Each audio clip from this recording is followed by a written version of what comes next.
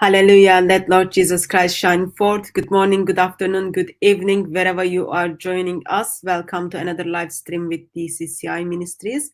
And tonight, our plan is to look at the documentary which was put together, I think, last week by GBN News on grooming gangs in Britain. We want to go through the documentary and see who failed where, what we can learn, and also make little bit noise for the victims, since it's been going on for a couple of decades and no one wants to talk about it. And thank you very much everyone who is joining us in the chat and in the room. I'm doing house invasion. I've got on my one side Daughter of Christ. Peace of Christ be with you, sister. And with you, sister. Lovely to be here again with you, sister. How are you? By God's grace, I'm good, thank you. Why don't you be double kind and then speak approximately 60 seconds for us to do sound check? Good evening, everyone. Hi, it's Daughter of Christ. I'm so blessed to have my sisters here. It's an all-sister live stream. First time ever, I think, all-sister live stream, is it? I haven't told the other guests. You can't just give tips out. Oh, sorry. Talk about something else. Two sister live stream for now. Good evening, Patriot 316. And is my sound good? Hi, Sunny Sparkles. The sound of music. Sound is good. Thank you very much, beloved. And on my other side, I do have another sister. We will call this sister M, because we are just going through the alphabet. Peace of Christ be with you, sister M. Peace of Christ be with you also, sister. Why don't you be kind enough and then tell me how awesome I am for 60 seconds, and then we do sound check. Again with the awesomeness? Yeah, you can do that, she or just take it all day long. You are so beautiful.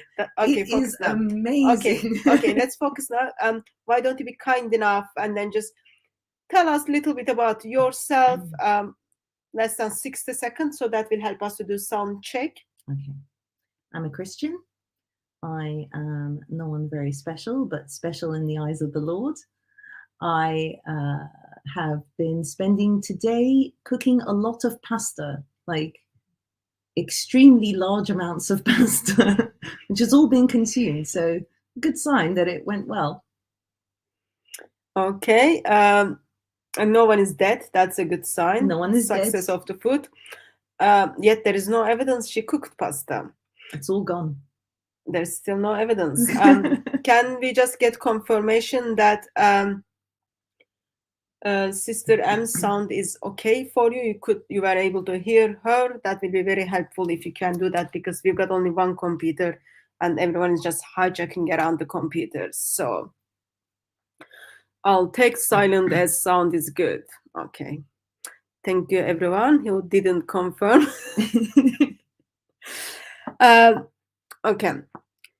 So Sister M is also doing house hijacking. Everyone is doing house hijacking, and we did have Jai apologetics, but he thinks this topic is like so stressful. So he chooses to be live audience. And we can see he's still working on his moves. Okay.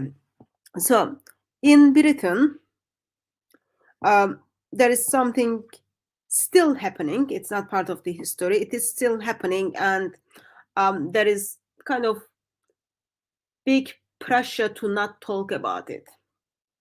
There are certain people try to make noise about it. They were easily shut down.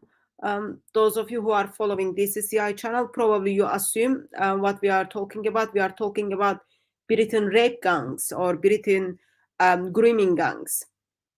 Apparently, it's been expressed that group of Asian men was hunting down white children, using them for their sexual pleasure, making money from them, and then passing them around. There are some cities in Britain kind of came on the news. Rotherham, Telford was another city come up.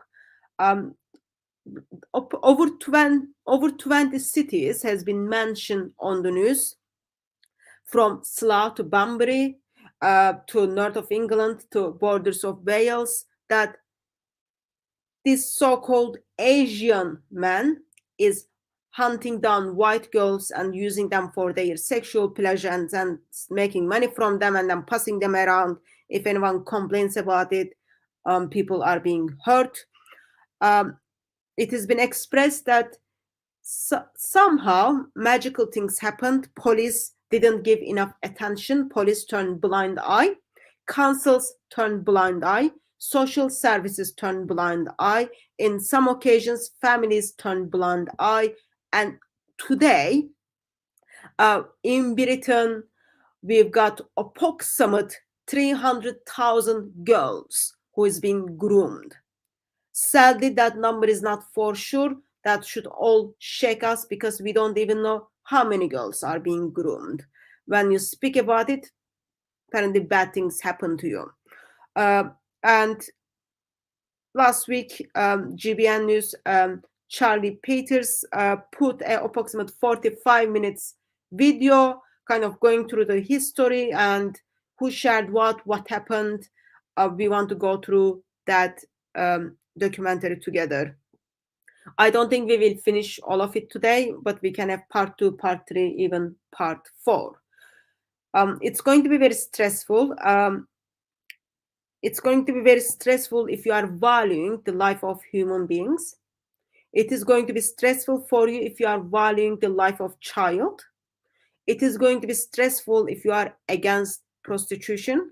It is going to be stressful for you if you can't stand broken family. It is going to be stressful for you if you cannot stand when there is injustice. So I'll give you the warning, and if you think, yes, it's going to cause me stress and it's going to cause me stumble, I'll just gently encourage you to please do not watch it. But beware, there are the things still happening in Britain. Still happening in Britain. The reason I expressed this is done by Asian grooming gangs. Hopefully you will pick that up on the article or on the documentary as well. And you will notice none of those people are going to be from China. None of those people are going to be from, what is the other Asian? Japan, Thailand. No. It's going to be just one group of people, mainly from the certain religion people. Let's name the names. So it's going to be Pakistani men, and it's going to be Pakistani Muslim men. Pakistani Muslim men. Okay, that's what you are looking for. And probably you already start thinking, if it is Muslim men and it is Pakistani Muslim men, did they all turn out to be crazy? Or is there anything from their scripture can support what they've done? They're not all crazy. They are all sinner who needs to repent. And they simply follow the teachings of their book. We will kind of bring that up as we follow the documentary. Before I pull up the documentary, if you want to get our attention on the topic which we are discussing, please put @ in front of DCCI Ministries, and we've got 3 of us here. Hopefully we will pick up what you are saying, how you want to jump into the conversation. But before that, beloved, do you want to add any intro before we start the video? I know it's been painful to watch it. Just want people to pray for the victims. There are thousands of them. As you're watching, just pray for them. And of course, we know, the reason why. There is a lot of basis for it in the Quran and Sunnah. So just ask people to pray and pray for ourselves as well as we tackle this subject, which is difficult for all of us. Okay, thank you. Sister M, any kind of thing, any feelings you would like to share before I start the video? No, just reiterating what both you sisters said. It's a very difficult topic. It's horrible to watch or hear. So it's just be warned. Yeah, it's horrible to listen, it's horrible to watch, but I think as a Christian we are kind of stepping in because there are victims and everyone is ignoring what is happening. So we want everyone to be aware of these horrible events, beware of the victims, and then everyone to do their part. Since police is failing, social services failing, families are failing, everyone is failing, someone needs to step up. Ready to go? Yes, Okay, so what we will do is I'll play a little bit. If anyone wants to stop in any point, just verbalize it. We pause and then we comment on it. Okay, let's go. And trafficking. The content may be upsetting for some viewers.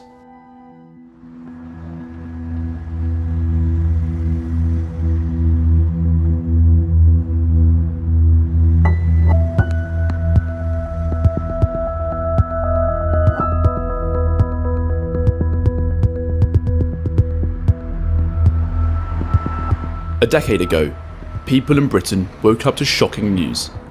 In the small northern town of Rotherham, 1,400 young girls had been groomed, abused, trafficked and raped. I can't tell you how many rapes that I've had. And I want to see chief constables, I want to see senior officials held legally to account for their neglect of duty. When I was still 14, Andrea took me to the promenade in the town where we met the Pakistani kebab house workers, and then 5 or 6 of them gang raped me. I was locked in there for 10 weeks. The abuse had gone on for decades, and nobody responsible had been punished. The police and council had turned a blind eye to the abuse, or even blamed the raped girls.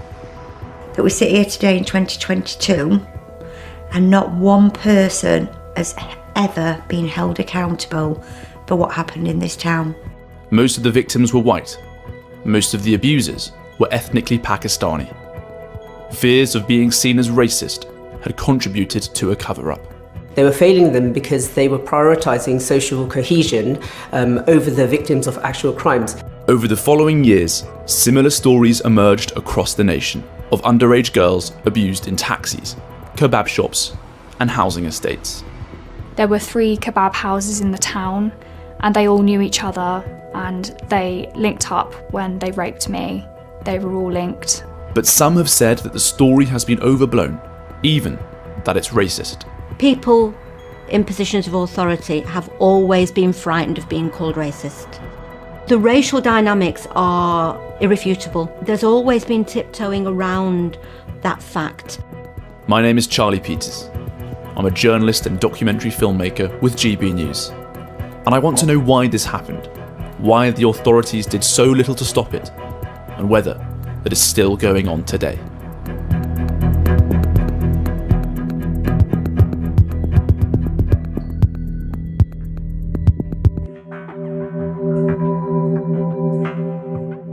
To find out the truth about the grooming gang scandal, I had to go back to the beginning. It started with a journalist at the Times called Andrew Norfolk. He first encountered the grooming gangs in 2003, when Labour MP Anne Cryer revealed local concerns about Asian men targeting teenage girls outside school gates. He admitted later that a story about ethnic minorities targeting white girls felt like a far-right fantasy. Liberal guilt kicked in, so he wrote one story and dropped it. Okay, I'm gonna pause here in the intention, well, you don't want to publish the reality and history. Why? Because you think it is far-right ideology.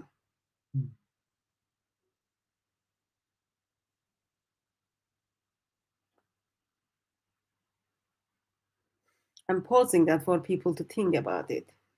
So there is something happening, okay? There are children are being victim, and journalist is aware of it because a member of the House of Parliament expresses concern. Journalist looks into it and then says, oh, I don't need to do much about it because this is just far-right ideology.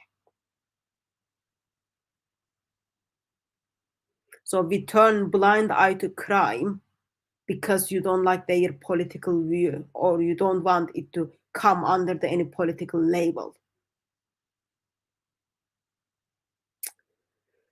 Beloved, any thoughts so far what we heard?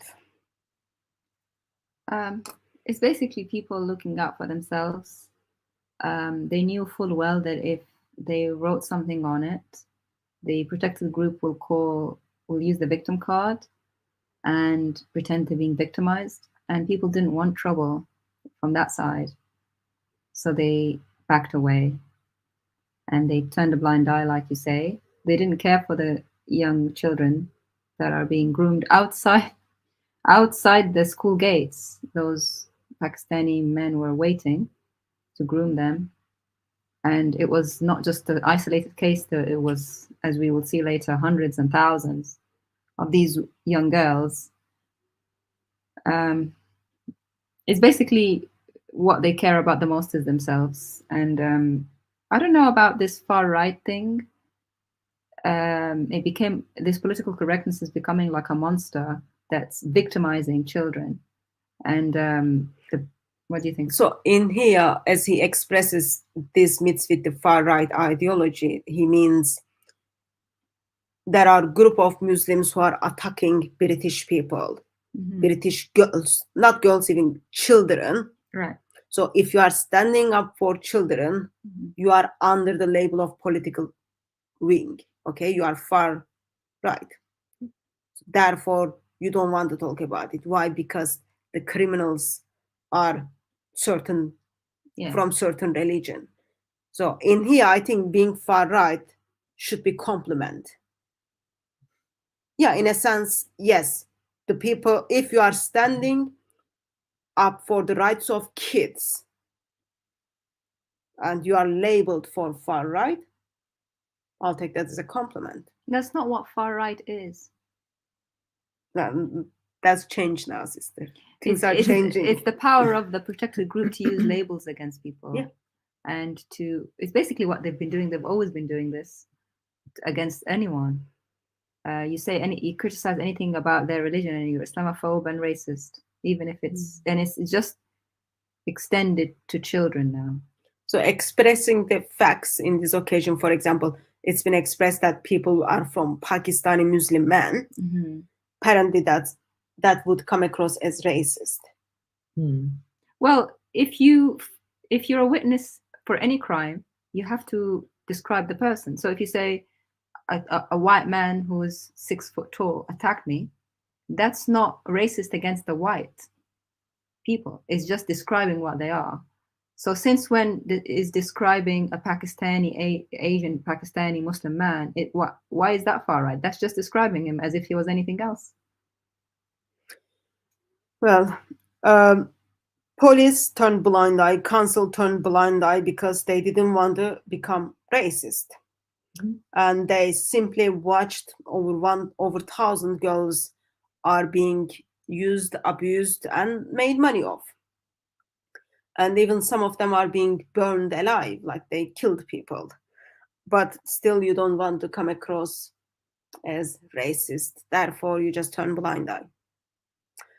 Sister, any thoughts you would like to add at this stage?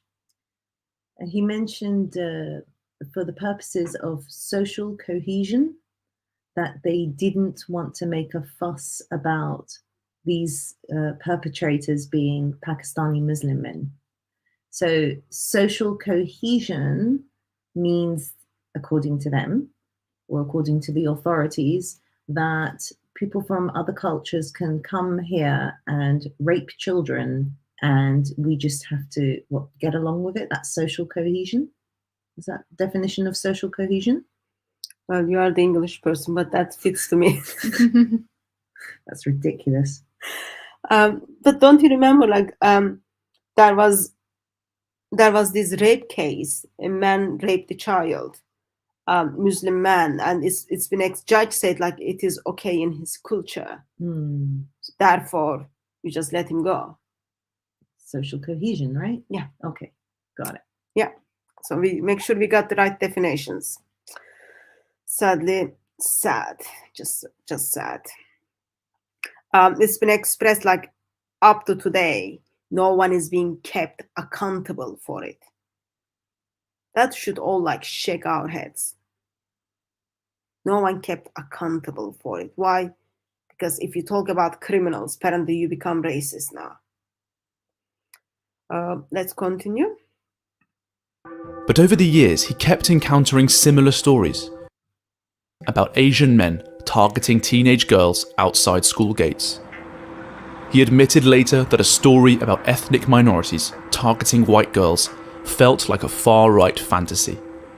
Liberal guilt kicked in, so he wrote one story and dropped it. But over the years, he kept encountering similar stories. His conscience nagged him, and in 2010, he began to research court records. What he found was a pattern. Abusers would meet girls in public places. They would give them gifts or take them out on joyrides until they felt like the man was their boyfriend. Then they'd give them alcohol or drugs and rape them. Okay, let's pause here. Sister M, we heard how those girls are being picked up and how they've been kind of groomed. Any thoughts? As this happens at school gates, by the way, in Britain at school gates.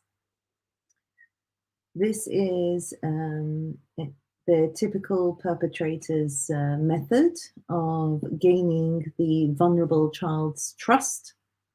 And in order to get their trust, they would buy them things and ply them with alcohol and all sorts of things like that, so that then that child thinks, oh, they really like me.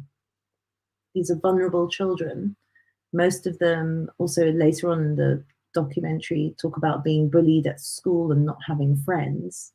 Therefore, anyone paying them attention is appealing. And that's how they get stuck in these awful situations. And they see those people as their boyfriend. Mm-hmm. And then he loves me, I love him. It's all done deal. Beloved, any comments on how those girls are being picked up from the schools and used? I've noticed, sister, that it's Asian, well, Pakistani men and white girls. Why are they only picking up white girls? What is it in their thinking that's stopping them from picking up all girls of all? Why are they not picking up Muslim girls too? If, you know, there is some ideology there behind it. And the man said Asian or Pakistani men going after white victims sounds like a far-right fantasy. Well, it isn't. It's a reality.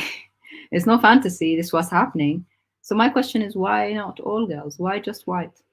Of course, we don't want anyone to think at this stage Muslim girls are like so modest. Therefore, no one is approaching them. Please don't think that at all. Because I have seen how Muslim girls act outside of the schools with those boys. So would you agree with me that maybe it is something from the Quran, Yes. the way they treat non-Muslims, the way they can use and abuse non-Muslims? So Yeah. they've got already dress code for Muslims and non-Muslims. Yes. Muslim is the one who is covered, and non-Muslims are there to be abused because they are not covered. Surah 33 verse 59. And then of course prostitution is okay. Couple of years ago, I've been in one of the court hearing of the grooming gangs, and Mr. Muslim was expressing they are like dirty lollipops because they are not covered. They are dirty lollipops. They are asking for it. Yes. Surah 33, verse 59. Bring down over themselves their garments. That is more suitable. They will be known and not be abused. That means if there is no outer garments, the hijab, they're fair game to be abused. That's why they're targeting the white girls and not hijabi girls. There are no hijabi girls that are victims of these men, sister. Yeah, and then also we will hear in the documentary, it's been expressed like, yes, they've been picked up because they're not Muslims. There is similar thing happened in Sikh community as well. Kind of because of the shame and honor culture, we didn't get to hear that much about it, but they were also attacking the Sikh girls. Shall I continue? Yes. White fantasy. Liberal guilt kicked in, so he wrote one story and dropped it. But over the years, he kept encountering similar stories. His conscience nagged him, and in 2010, he began to research court records. What he found was a pattern. Abusers would meet girls in public places. They would give them gifts or take them out on joyrides until they felt like the man was their boyfriend. Then they'd give them alcohol or drugs and rape them. Often, they trafficked the girls between their family and friends to be raped by them too. The girls were mostly white, the abusers mainly Pakistani. When Andrew Norfolk approached the authorities, they all refused to speak to him. Finally, he found a group who would speak to him. They were called Risky Business, and they were based in Rotherham. I went there to meet Jane Senior, the former manager of the Youth Project, and the whistleblower who exposed the scandal. My name's Jane Senior. I'm currently the Chief Exec at a charity in Rotherham that covers lots of different areas. I've been a youth worker for most of my working life, and ended my career with Rotherham Borough Council, manage a project that we called Risky Business Project that predominantly worked with girls that were involved in child sexual exploitation. Jane helped Norfolk get hold of the serious case review for the murder of Laura Wilson. Aged just 17, she'd been stabbed 40 times by ex-boyfriend Ashtiak Ashgar after she told his family about their relationship. Her body was thrown in a canal, and she was described as the first white victim of an honour killing. But the review revealed that Laura had been groomed and abused by Pakistani men from an early age. With an IQ of just 58, she'd been failed by 15 different agencies responsible for her care. Rotherham Council censored the report, then threatened to use a High Court injunction to stop the publication of uncensored extracts. Jane's... Okay, I'll pause here. We've got a girl who was 17 years old and got killed. And council finds out she's being groomed. Council finds out she's been raped. And council is very much aware that she's being killed. What happens? They censor it. Life is being lost. And only way that can be fixed is let's make sure everyone shut up about it. They were very much aware that she's been used for men's sexual desire. And they decided they will censor this information. Any thoughts, Sister Em? It's how can you say this without screaming? This is so horrible. This is so disgusting. A young girl with an IQ of 58 is clearly not capable of making any kinds of decisions that would be like legitimately learning difficulties. A disabled child essentially is being abused, and no one is protecting this disabled, abused child. Like how it even gets to that.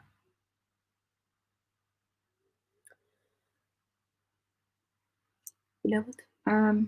She wasn't just abused, she was murdered. And I think... And then they put her body in the river. Yeah. It's just like an animal.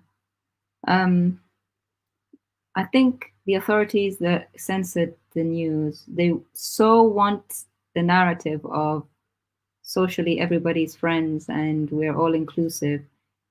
They don't want people to be enraged at that community that has the Pakistani men.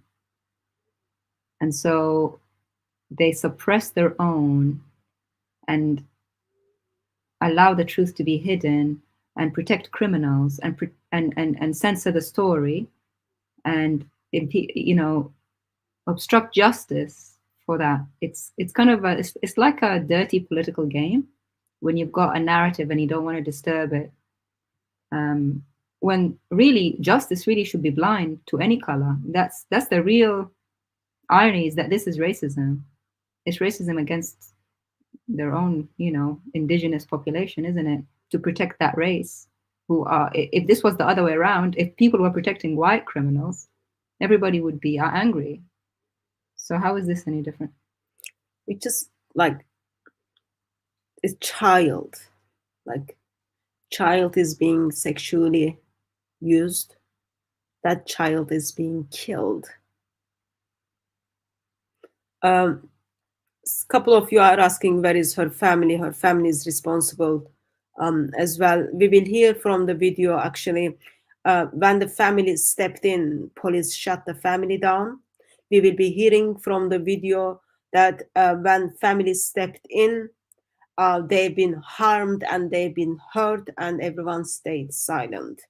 So overall, family failed, social service failed, police failed, and all social service and police failed intentionally. Let's continue. We're involved in child sexual exploitation. Jane helped Norfolk get hold of the serious case review for the murder of Laura Wilson. Aged just 17, she'd been stabbed 40 times by ex-boyfriend Ashtiak Ashgar after she told his family about their relationship. Her body was thrown in a canal, and she was described as the first white victim of an honour killing. But the review revealed that Laura had been groomed and abused by Pakistani men from an early age. With an IQ of just 58, she'd been failed by 15 different agencies responsible for her care. Rotherham Council censored the report, then threatened to use a High Court injunction to stop the publication of uncensored extracts. Jane said that the council wanted to present Laura as the victim of an honour killing, rather than admit that she'd been groomed. Risky Business had been set up to help local women at risk of exploitation, but they soon found that Laura's case was not in isolation. Gangs were systematically targeting underage girls in Rotherham. The gangs were organised and violent. One 15-year-old girl was sexually assaulted with a broken bottle. A 13-year-old was found drinking vodka in a house full of men after neighbours reported her screams. Even when Risky Business reported the abuse to the authorities, nothing was done. But they did offer a 12-year-old victim language lessons in the Punjabi and Urdu used by her abusers. To find out what that was like, I needed to speak to one of the victims.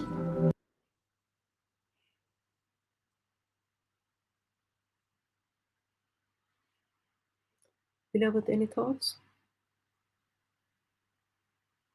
I'm just shocked, sister. I'm just shocked. So council finds out, actually, this is something very common. Yeah. And they decided they're going to censor it.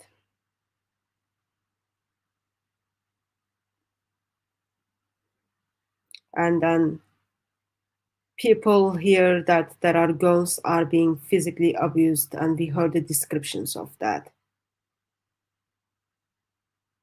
Yet, abuse still continued. They have no heart. I don't know what to say. Neighbors calls to police and then express, I can hear sounds that someone is being harmed, someone is being raped. Children are screaming, and nothing happens. Police doesn't do anything, and there is a charity organization kind of tries to do something, yet they've been shut down. Sister M, any feelings, any thoughts? Yes, this is so hard, sister. Trying not to be angry to make a comment is like my 100% focus right now. Okay. We move on. Let's continue. Different agencies responsible for her care. Rotherham Council censored the report, then threatened to use a High Court injunction to stop the publication of uncensored extracts.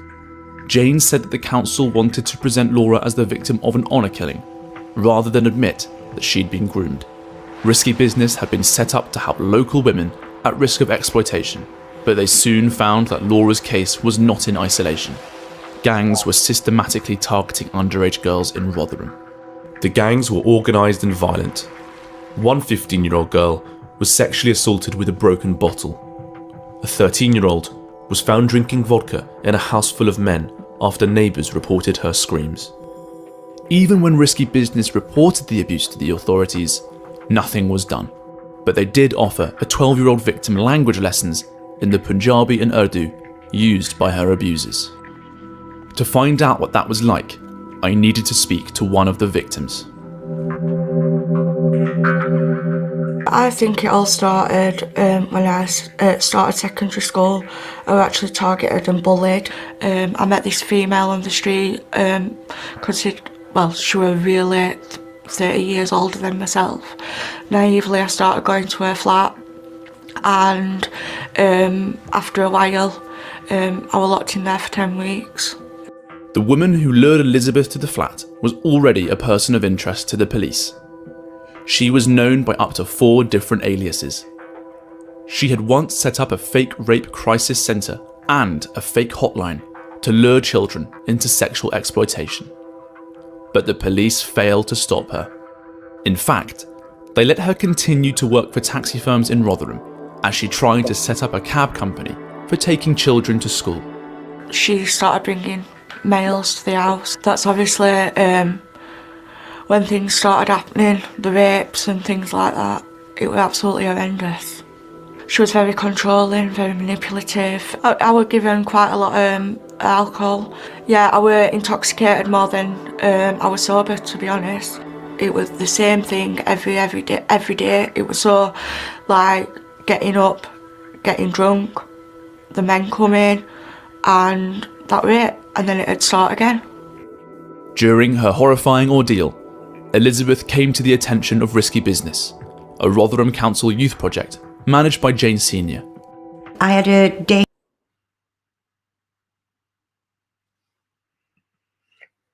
So there is this lady sets up a house by publicizing that this house is here to help the girls who are being raped.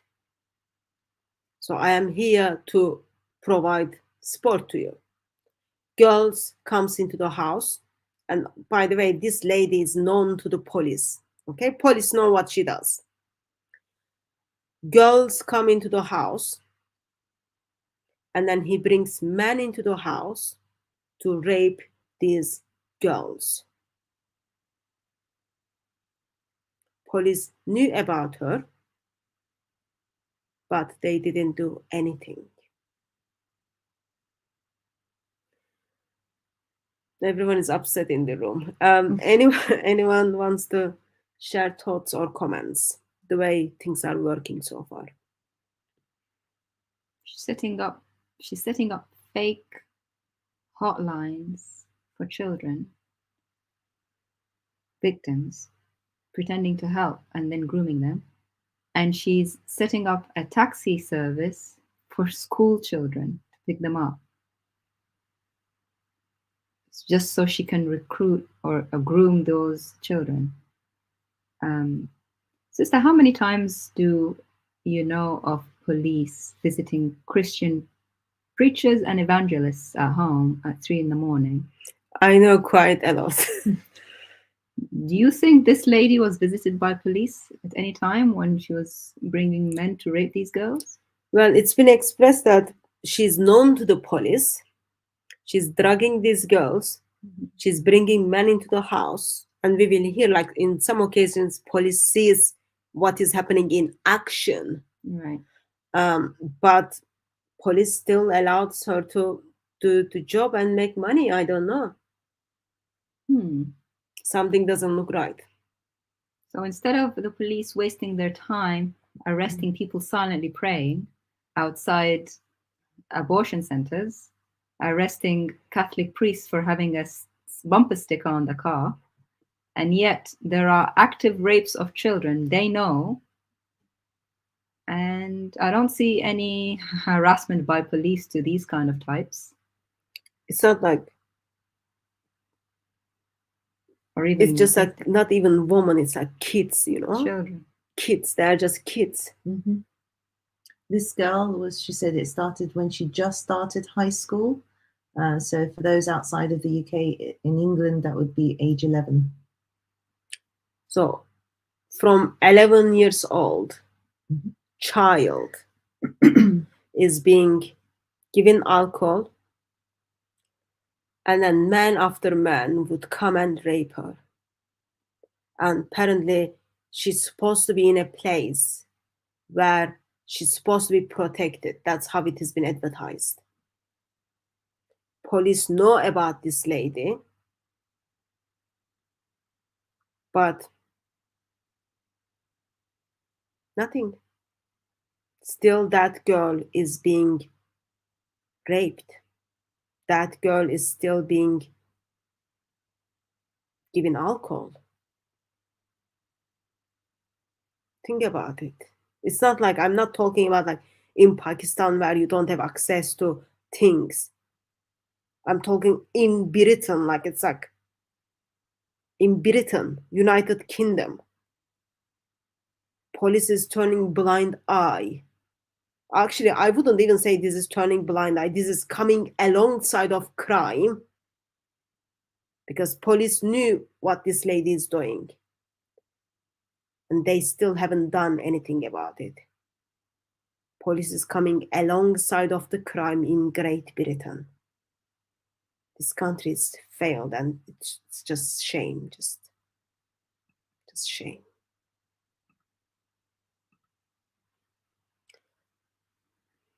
A 12-year-old victim language lessons in the Punjabi and Urdu used by her abusers. To find out what that was like, I needed to speak to one of the victims. I think it all started when I started secondary school. I was actually targeted and bullied.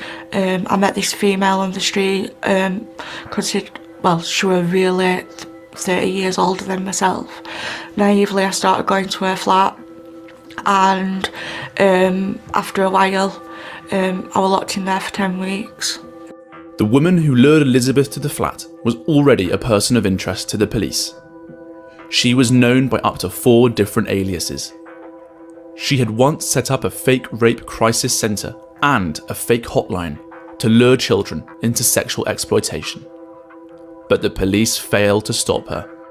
In fact, they let her continue to work for taxi firms in Rotherham as she tried to set up a cab company for taking children to school. She started bringing males to the house. That's obviously when things started happening, the rapes and things like that. It was absolutely horrendous. She was very controlling, very manipulative. I was given quite a lot of alcohol. Yeah, I was intoxicated more than I was sober, to be honest. It was the same thing every day. It was so like getting up, getting drunk, the men come in, and that was it, and then it'd start again. During her horrifying ordeal, Elizabeth came to the attention of Risky Business, a Rotherham Council youth project managed by Jane Senior. I had a database where we had intelligence that we would put in there on a daily basis, and I'd get lots of things that were said to me in meetings, such as these children were consenting, they were making informed choices, they were returning to their abusers, they wouldn't make a good witness if it went to court, and also we were breaching the human rights issue. But it was never the human rights of the children, it was the human rights of the perpetrators. Elizabeth's abusers were all linked. One of them was the uncle of one of the town's most prolific rapists. I never left the building, the flat. Yeah, very chaotic for a 14-year-old. I can't tell you how many rapes that I've had. Despite the known links between rapists, South Yorkshire Police failed to act. Every time anybody new came into a senior role, we kind of thought, this is it now, something's going to happen, something's going to change. So I'd sit in lots of meetings and I would share all the information, as my staff would. And we had car registration numbers, names, nicknames, addresses, properties of concern. So we kind of collated a raft of that information that we kept, and we kept it in a database. And we get lots of reasons, and people still say to me today, why did they actually do nothing? And I... So, lady's collecting information. She's got the details of everything, what is happening. And when it was brought to the attention of the authority, what was the response? Nothing. Those kids give consent. Those kids are quite okay to be raped. Those kids say, yes, I am here for you to rape me. That's what authorities said. Sister Anne, can you remember the moments when child is giving consent to such a thing? How can child give? Can you help me to understand? There's no such thing. And so, as we said before, it's whether or not the child is allegedly, there's no such thing. The child isn't capable of giving consent, even if they've been groomed, tricked into believing that that's what they want to do. They're a child, and by law, you would have to prosecute the person, the adult that is sleeping with a child. It's an adult sleeping with a child, whether it's rape or allegedly consensual because they've drugged up the child so much that it can't respond, which, by the way, is still not consensual. There's no such thing. Well, authorities thought child was giving consent when men climbed top of a child. Authorities should know the law better. Just reminds me another man who is being followed by billions of people called Mohammed, who thought it was all right to climb the top of a child, and now his followers are doing the same thing, climbing top of a child. And then authorities are saying, oh, child is giving consent. Beloved, any thoughts? You can get a child to say yes to anything. I happen to work with some children, and they're just smiling and innocent and trusting. You have some toys, you speak to them, they say yes to anything. This is evil, sister. It was evil when Muhammad did it, and it's evil when these people are following his example. Because according to that logic, of following, Muhammad, silence is consent. So if you have a sleeping silent child, that's consent. So it's sickening that you're not hearing this from Muhammad, that you're hearing this from the UK police. It's just, I don't know. Like Lady Expresses, who works for the charity organization and for the council, she says, we've got the details of those people. We know the nickname they go out. We know which house they go, which flat they go, what they do. Right. Here's the list. We've got to do something about it. Mm-hmm. And then authority turns and then says, well, children are okay with what is happening to them. It's not okay. What they should be doing is going into these properties, taking the children away. Mm-hmm. Well, we will hear on the video, they actually go into the property. They see children are being raped. They see the action, and then they just turn away. I don't know what is the other word, like beside makes you feel sick. Yeah, it was so like getting up, getting drunk, the men come in, and that was it, and then it'd start again. During her horrifying ordeal, Elizabeth came to the attention of risky business, a Rotherham Council youth project managed by Jane Senior. I had a database where we had intelligence that we would put in there on a daily basis, and I'd get lots of things that were said to me in meetings, such as these children were consenting, they were making informed choices, they were returning to their abusers, they wouldn't make a good witness if it went to court, and also we were breaching a human rights issue. But it was never the human rights of the children, it was the human rights of the perpetrators. Elizabeth. Okay, I'm going to pause here to kind of make sure we understood what's happening. When she brings up this to attention of the authorities, she's been told that those children, those kids are giving consent. She's been told that those kids are doing informed choices. And those kids won't be good witness if we take this to the next step. And of course, they will breach the human rights of those who are raping those girls. Makes sense, right?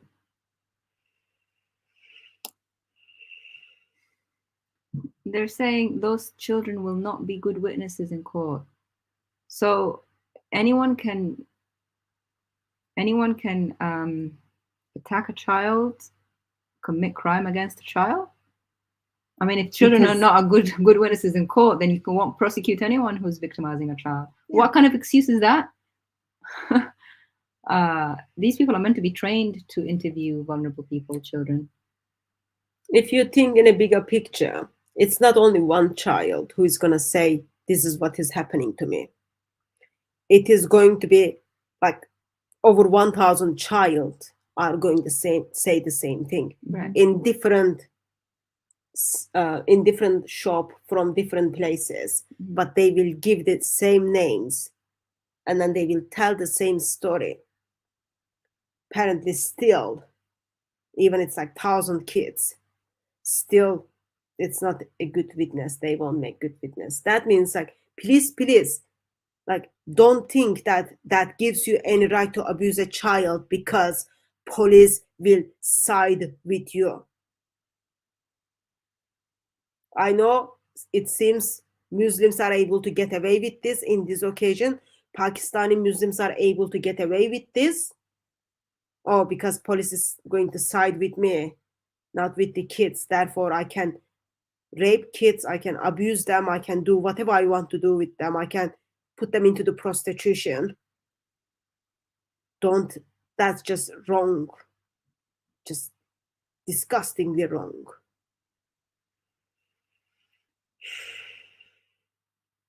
You've got all the information. Only thing you need to do is like take action. And what you do is you get rid of the information. Shame on this country. Abusers were all linked. One of them was the uncle of one of the town's most prolific rapists. I never left the building, the flat. Yeah, very chaotic for a 14-year-old. I can't tell you how many rapes that I've had. Despite the known links between rapists, South Yorkshire Police failed to act. Every time anybody new came into a senior role, we kind of thought, this is it now, something's going to happen, something's going to change. So I'd sit in lots of meetings and I would share all the information, as my staff would.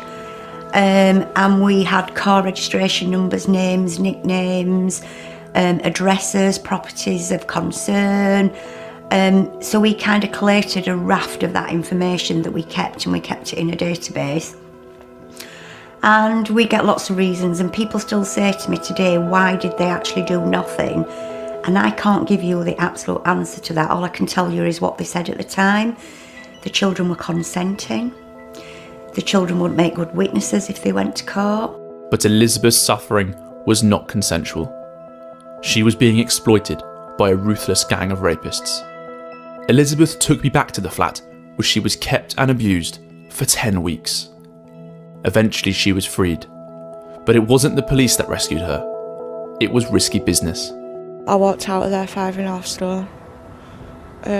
Loads of marks.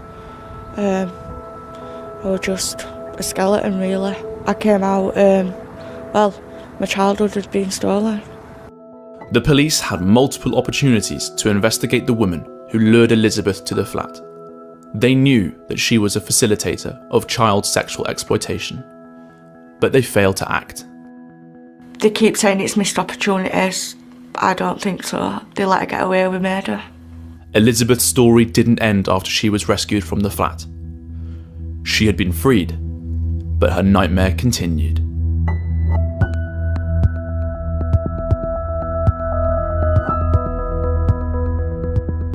In Clifton Park, that we used as a central point to getting drunk, men just being around all the time. There'd be all sorts going off in that park. It was one of the biggest hotspots in Rotherham for people committing this crime. Grooming is like a postcode lottery. So one's got your number, everybody's got your number. Just men ringing all the time, you know, the phone would be going off like, 30 to 50 times a day with different people from different areas. Some of these children, as adults, are still living with that absolute emotional trauma that nobody believed them and nobody acted. The most common thing that we were told is these children were lying because their stories were so far-fetched they had to be lies. These were children that might have, had petrol porn on them, been trafficked, had been gang raped. How do children lie about that? So how had the gangs been able to get away with it for so long? Some of the evidence pointed directly at Rotherham Council.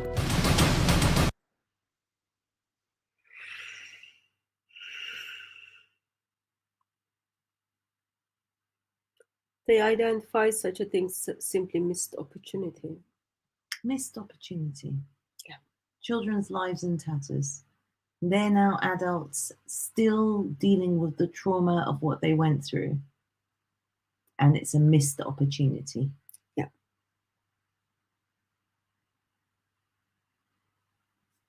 A missed opportunity is if you miss the bus. They had a database full of addresses and names, nicknames, Registration numbers, car registration numbers.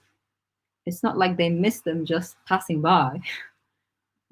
It's evil system, and those police enablers and council enablers, they're evil on purpose because they didn't want to be seen as racist. Let's be honest. It's not no missed opportunity.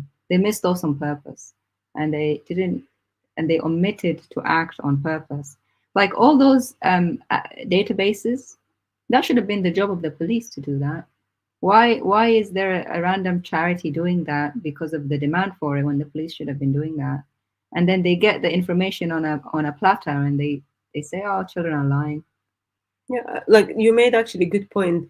She's not being rescued from that house by the police. No, it was the youth worker. Youth worker, like risky business organization, is the one who rescued her, not the police.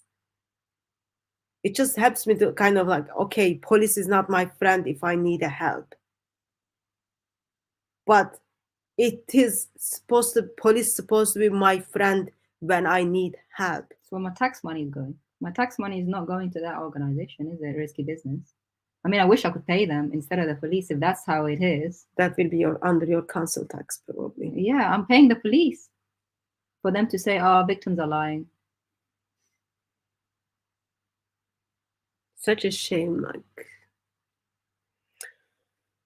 disgustingly shame.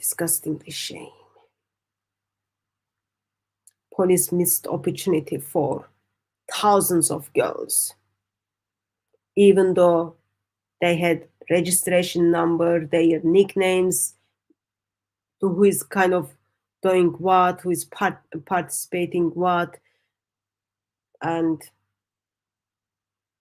still they did nothing. Actually, they did something. They just turned blind eye and let those girls to be raped. They came alongside of criminals.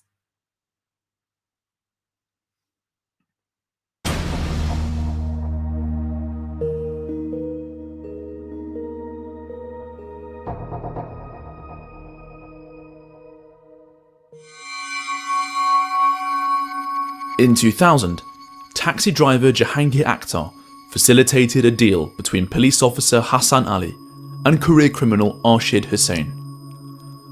Arshid had kidnapped and raped a girl of 14. He agreed to hand her over to the police at a petrol station. In return, the police wouldn't arrest him. A few months later, taxi driver Jahangir. Okay, let's just get this right, okay? I need help to understand. A man, okay, kidnapping a girl, raping a girl, and then making a deal with the police saying, I will give this girl back to you. You just forget me.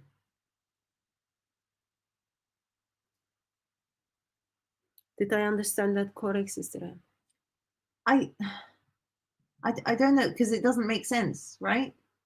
You would expect, okay, there is a crime, kidnapping a child, Kidnap and rape of a child. raping a child, making a deal with the police.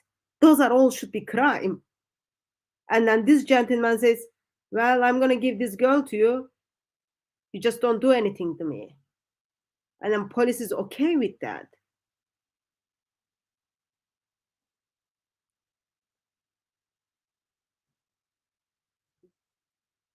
You are being raped. You are turning to the police with your rapist, and then police is just, okay, Mr. Rapist, you can go.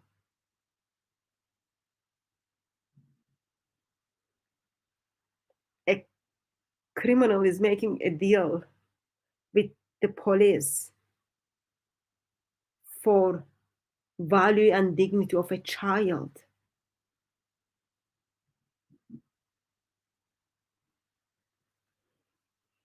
Beloved? Just shows you who's in control.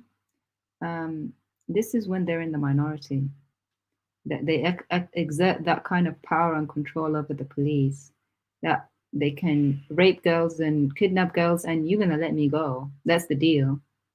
I mean, I don't know who's in control there, yeah. here. Muslims are in charge there. Criminals are the one who is in charge. Yeah. And why? Why is the police being such dhimmis to them? Saying, okay, then, so they took the girl and said, I'll see you later. Do you want a cup of tea? Do you want to go to a cafe? Cookies? Yeah, have a cup chat? of tea and biscuits. Or do you want us to give you a lift to where you need to go? Is that what they said to the criminal? Once I was desperately needed help from the police. It was middle of the night. Not only they didn't give me a lift, they said, get the names of those people. They didn't even give me reference number. Versus a child is being kidnapped and raped and making a deal with the police. Criminal is making a deal with the police.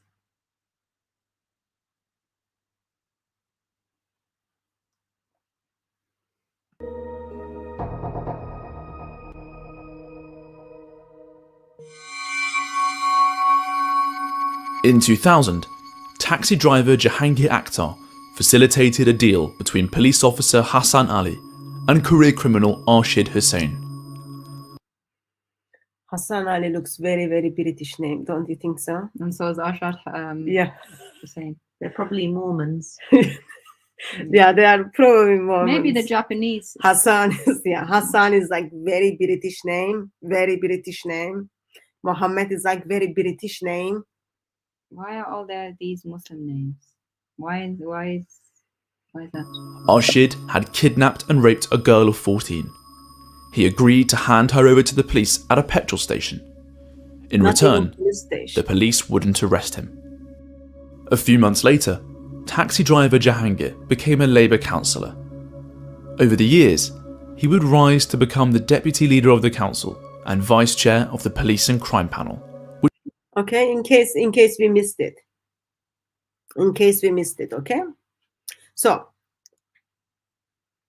a person, okay, knows that someone kidnapped and raped a child, okay, goes to the police and then says, well, I will help you to get the child, but you don't take any criminal action for the crime. And that person, what happens to that person? The one who makes the deal. He starts working for the council. Very respectable too. He started working for the council. He started working for the council. He's the one who made the deal to let the rapist go. Yeah, and then works for the council now. I know, it's crazy, right? Well, that's because of his integrity, you see. What kind of integrity is that?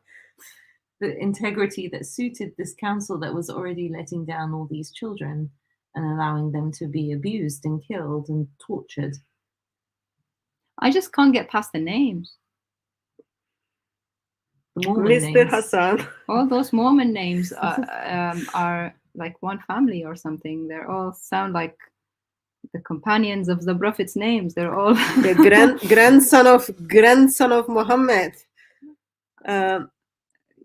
Put that together, like a man who is like being part of this criminal and letting criminal to go, being part of this crime and letting criminal to go, or making that deal becomes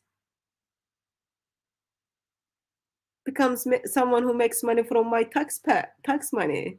And is meant to serve the council tax is £111, a lot of money every month. Serving the community system. But you say it's crime, but to them it's not a crime. Well, to them it was a reward, like since they got, and then first they start working for council, and then they are becoming part of the political party. Social cohesion. Facilitated a deal between police officer Hassan Ali and career criminal Arshid Hussain. Arshid had kidnapped and raped a girl of 14. He agreed to hand her over to the police at a petrol station. In return, the police wouldn't arrest him. A few months later, taxi driver Jahangir became a Labour councillor. Over the years, he would rise to become the deputy leader of the council and vice chair of the Police and Crime Panel, which oversaw South Yorkshire Police. More evidence of incompetence by local authorities was uncovered when journalist Andrew Norfolk saw a series of reports from 2001 to 2006. They catalogued the activities of grooming gangs in Rotherham. One of those reports was written by solicitor Adele Weir, who was asked to conduct a Home Office study on child prostitution, based in the risky business offices. But what she found was an abuse ring centred around Arshid Hussain. She found at least 270 victims, 18 of them named Arshid as their supposed boyfriend.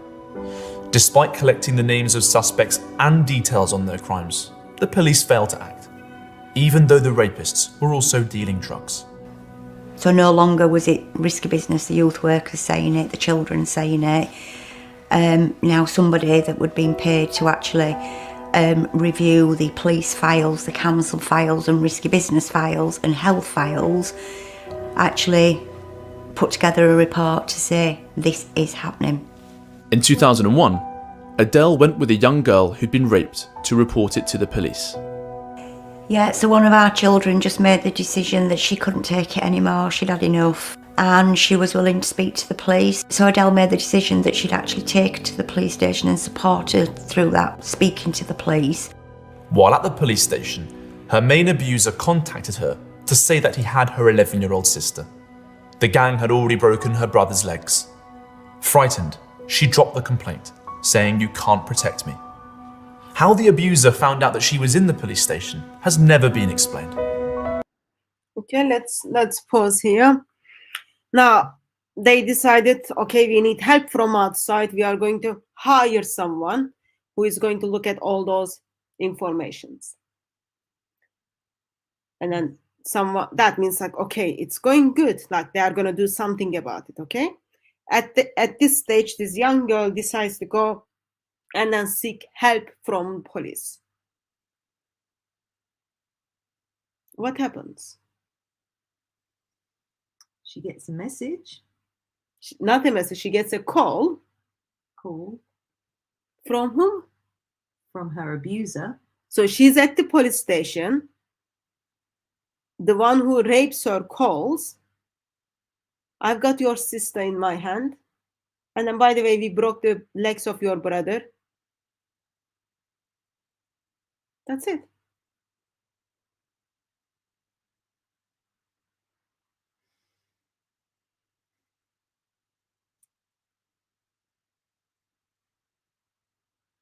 But the girl was right. They can't protect her. Or maybe they won't protect her. It's probably more accurate than... Well, like the narrator said, how did her abuser know that she was at the police station? Yeah. And how come police let that person go? Because that person came there. I'm going to report a crime. Mm-hmm. It's a child. Police you would expect police to sit down and then, okay, tell me what's happening. Tell me what's happening. But no, yeah, if you don't want to report, go.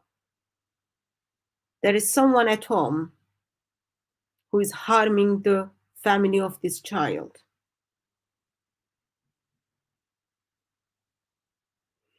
And they're also not afraid to call her while she's at the police station because they know the police are a bunch of cowards. You know? You would expect them. Like, I don't know, I grew up in a society where like you are afraid of the police. But in here, actually, like police come alongside of you and then helps the criminal. You should be afraid of them as well. Yeah. But in here, like, wrong police is friend with wrong person. We'll look at the previous incident that he described, where the girl was kidnapped and raped, and the abuser, and known to the police, calls up a police officer and says, well, I'll give her back to you at a petrol station, but you don't arrest me. And the police officer says, okay. So police were in on it. Doesn't look good. Shame on Britain. Shame on councils. Shame on police. And of course, shame on Islam and shame on Muslims for abusing those kids. And risky business files and health files actually put together a report to say this is happening. In 2001, Adele went with a young girl who'd been raped to report it to the police. Yeah, so one of our children just made the decision that she couldn't take it anymore, she'd had enough, and she was willing to speak to the police. So Adele made the decision that she'd actually take her to the police station and support her through that, speaking to the police. While at the police station, her main abuser contacted her to say that he had her 11-year-old sister. The gang had already broken her brother's legs. Frightened, she dropped the complaint, saying, "You can't protect me."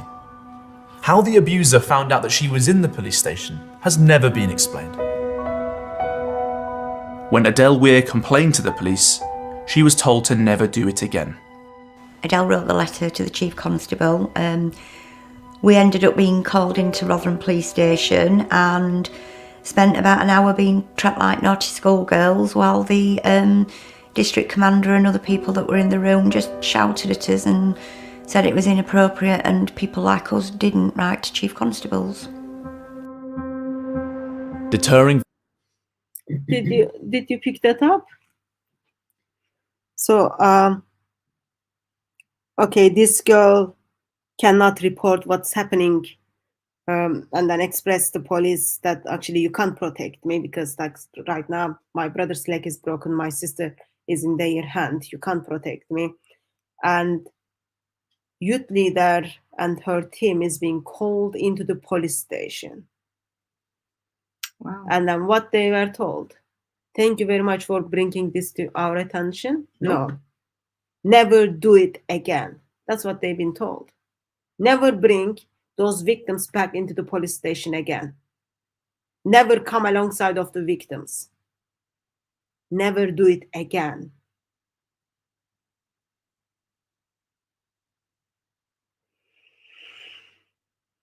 Any thoughts? I don't know why we're paying these people. They're just like another wing of the mafia, if you think about it. No, mafia has a dignity, sister. Mafia Mafia wouldn't do this. mafia protects for Their those who own. pays him. Yeah. You pay police. Does They police don't. protect you? Police No. doesn't protect me. They told me they are not my bodyguards. Oh, They didn't protect kids. Will they protect me? No.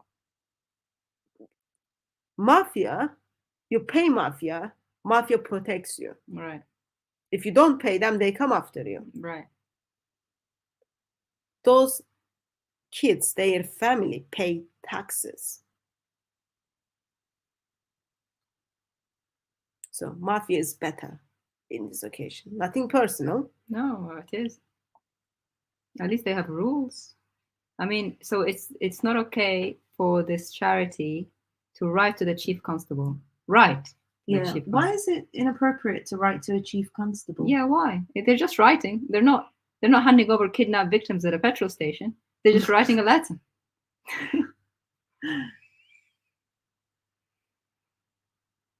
That's not appropriate. But No. making deals with rapists and letting them go is appropriate. Yeah. Mm, So they are not saying the rapist never do it again. no. They're not saying the person who kidnapped the child never do it again. But to people who are trying to help those victims, never do it again. And a child's legs has been broken somewhere, and another child has been kidnapped belonging to that family. Why aren't they rushing there? They could trace back the phone call. We know they can do that. Trace people's phones Yep. to find out where they are.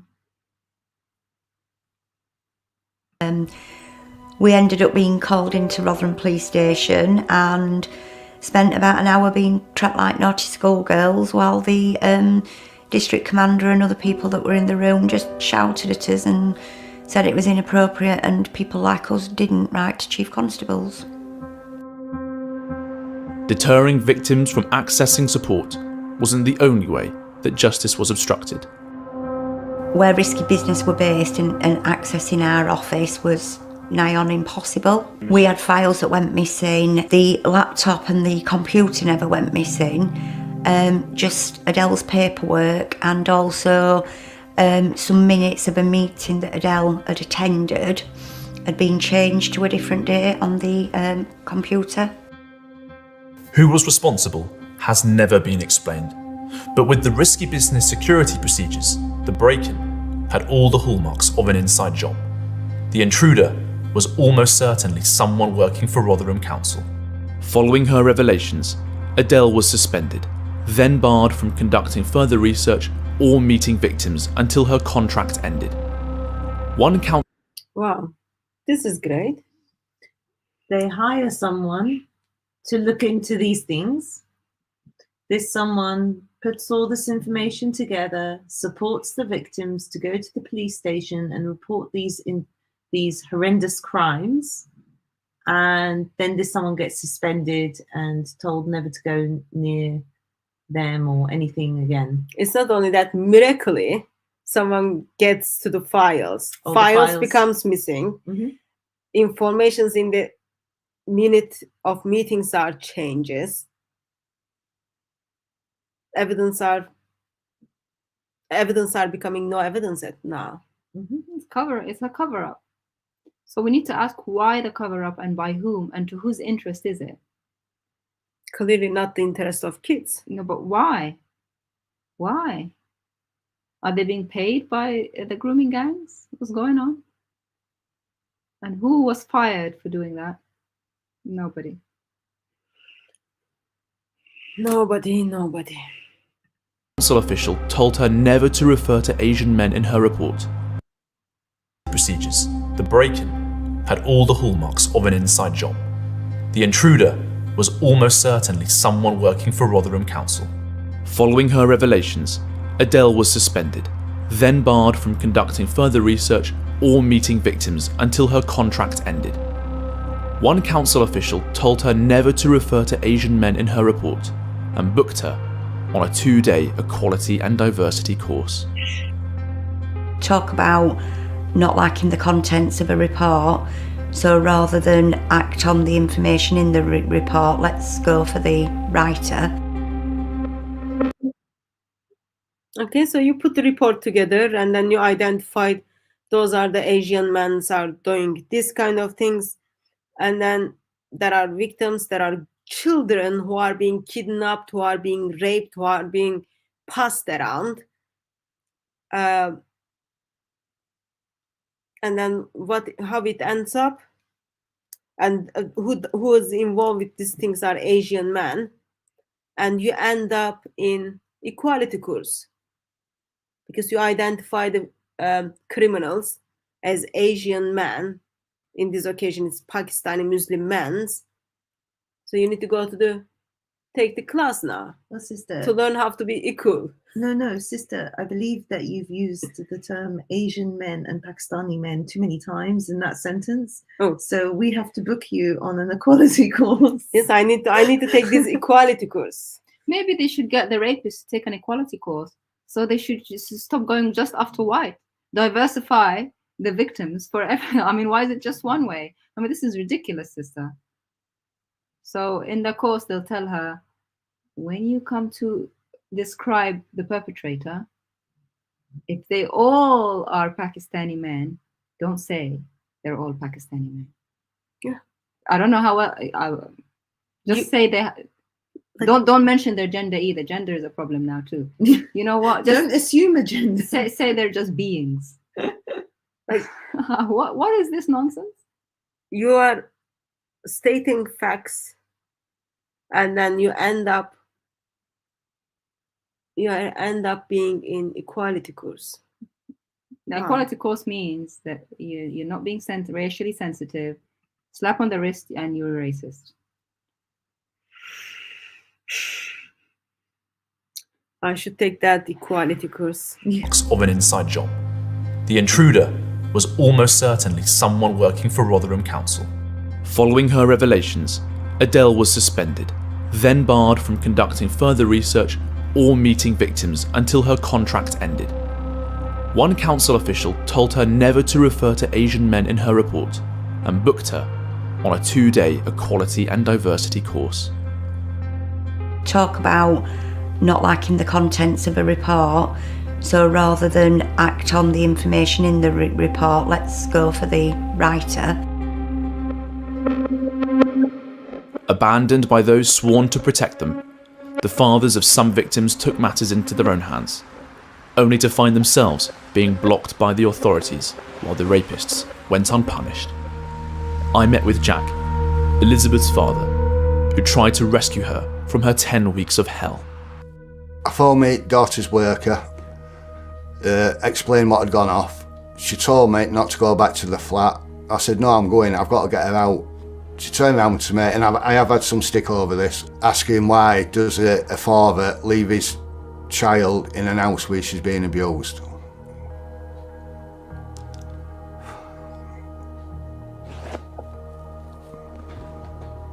She said, what it is, if Elizabeth or any other girls are in that flat, are not in that flat, sorry, and you'll go in, wherever they are, you're putting them at risk.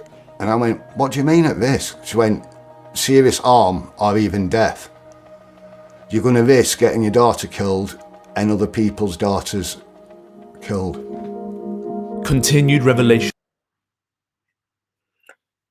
A father goes to rescue her daughter, and he was simply told, stop, don't do it, because you will put the life of other victims in danger, as well as they will kill your daughter. Where is Mr. Policeman? Apparently we live in the jungle system where, the Muslim mafia has got these girls kidnapped, locked up in a house. Oh, don't go rescue them.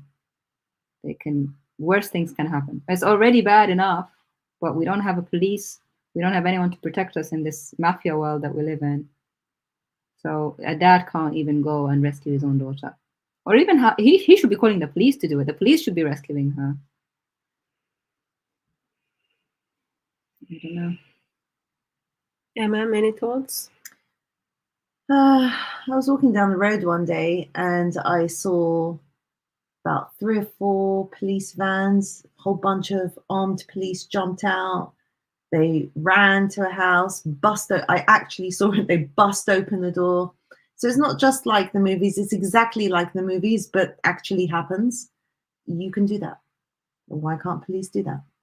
I've seen them do that. With my own eyes, I've seen them do that. It's not just in the movies that they do that, where they break down the door and go in and arrest people. Get out, get out, get out, and shout at them. It's very simple. You don't even need a warrant. You don't want to be called racist. Or social cohesion. Because the social cohesion would be affected if they rescued some girls from rape.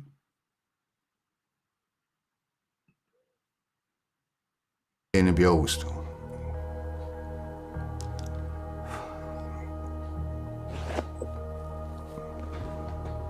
She said, what it is, if Elizabeth or any other girls are in that flat, are not in that flat, sorry, and you'll go in, wherever they are, you're putting them at risk.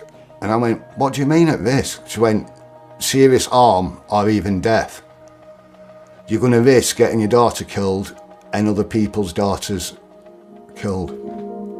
Continued revelations about Rotherham outraged the public. Keir Starmer, then Director of Public Prosecutions, said that a generation of girls had been failed. Under pressure, Rotherham Council commissioned social worker Alexis J to lead an inquiry. It found that a conservative estimate of 1,400 girls in Rotherham had been raped over 2 decades by the gangs. It found that the council and police had turned a blind eye. It also confirmed that most of the abusers were Pakistani, despite making up only 3% of the town's population. There are also local Pakistani girls who were abused, but they often refused to speak to the police for fear of damaging their marriage prospects.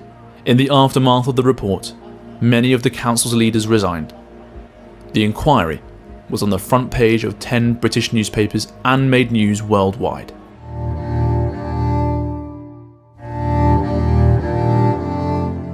And then we all know that day in August 2014 when Alexis J's report came out. It weren't even national news, it weren't international, it were worldwide news. And the world woke up to what we are now probably known as the worst child abuse scandal in the modern world. With the council in disgrace, the government commissioned civil servant Louise Casey to investigate. The 2015 Casey report discovered a council in denial, refusing to believe that 1,400 girls in the town had been abused. The report blamed political correctness for the council's failures. Statistics on ethnicity were removed. Pakistani taxi drivers were described as men of a certain ethnicity engaged in a particular occupation. So they hired someone to kind of explain what's happening. Everything has been explained. Approximately 1,400 girls are being raped and sold into the prostitution, and then Pakistani men pass them around, okay? Council didn't believe, oh, this can't be. New report comes out a couple of years after that. Expresses that council is failing with the political correctness, and then decides to do a little bit changings. What do you think about those changings? The report blamed political correctness for the council's failures. Statistics on ethnicity were removed. Pakistani taxi drivers were described. So now you don't need to say how many Pakistani men was using those girls for their sexual pleasure and passing them around. You remove all of them, and instead of saying Pakistani men, they become God knows what, men of a certain ethnicity. engaged in a particular occupation. I think they dropped the ball here, sister, You because think they dropped the ball here? They dropped the ball like ways back. no, because they said men. So really, they should have said persons of a certain ethnicity engaged in a particular occupation. That would have been better. Can you see, like, they can't even say Pakistani Muslim men anymore. They can't even say that.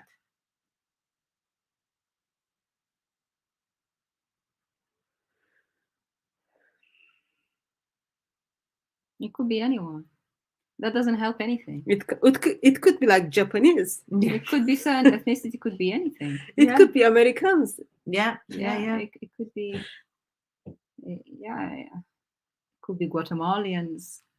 Yeah. Like a particular occupation. It could be butchers. It could be bakers. Candlestick makers. What kind of report is that? Civil cleaners. It could be anything. A report is meant to be specific. Well, why can't they say it, sister? Why? Why is it a dirty word? So we have here the worst child abuse scandal of our time, of modern times. Yeah, and then it expressed like it's been all over the international news. International news. So child abuse scandal is not bad enough word. It's not serious enough. But saying Pakistani and taxi drivers is too bad to write. We have to censor that out. It will saying hurt Asian people. man, apparently. Or It's Asian man. I mean, Asia and Pakistani. Asia is massive. Asia, you go from China to Japan to Southeast Asia, Taiwan. As soon as you don't touch Pakistan, it's Asia. But now they can't even say Asia. Yeah, now they can't even say certain ethnicity. Yeah, because we don't want to profile them. But they profiled white girls though, and they went after them. It's just one way. Described as men of a certain ethnicity engaged in a particular occupation. Despite reports going back to the 1990s, only one gang had been convicted. In 2010, with the help of risky business. It was called Operation Central. What happened then is they called a meeting to discuss the concerns that I'd raised, and a police officer that was there, it was only a young police officer, he decided to put all this intelligence together, put it all onto the police system and take it to his sergeant. I met with his sergeant, Rupert Chang, who I think is Rotherham's unsung hero. Rupert Chang's operation saw 5 men convicted, but 80 suspects had been identified. Clearly, the police needed to push on, but they didn't. Throughout that, we was told that Central 2 would come straight after Central 1. And then as soon as Central 1 had ended, we were told there were no more resources, it were too resource intensive, and that was it. But we could have done so much more. Why did the police and council fail to kick on with their success? Casey's report suggested a widespread culture of denial and ignorance. Social workers accepted it as normal that underage girls were taking drugs, being made to give sexual services, and having pregnancies or abortions. Since it's been going on since 1990s, apparently now it's normal. It's normal. Teenage girls are being raped. They're just like meeting with the man's sexual desire. Yeah, they are getting abortions. Yeah, it's normal now. Why? Because we've got like over 80 people. We can't deal with them. We are just going to deal with 5 of them, and then we will finish everything. Oh, we can't finish everything. Why? We don't have money. We don't have money for kids. What do they have the money for, sister? Going after Christians, preachers in the street, arresting them? That's what they have money for, really. Or putting rainbows in their cars. Yeah, putting rainbows in their cars. Sending people to equality courses. Yeah, those are expensive. Well, that's where the money went. No one bothered to think about those kids. So basically, the grooming gangs, they were given the reins to do so much bad that now we don't have the resources to deal with it. So now we're just going to leave it. Yeah. People were saying 1970s in the chat, not 90s. It's just going on for like Decades. Yeah. So it's too much. Just leave it, basically. Yeah. Think about it, like, if you don't have kid, if you don't have a child, still it will break your heart to hear someone else's child is being kidnapped and raped and then sold into the prostitution. If you have child and then you sat down in a meeting and then heard what is happening to the children in your area, it should make your blood boil. Yeah. I wouldn't care about money.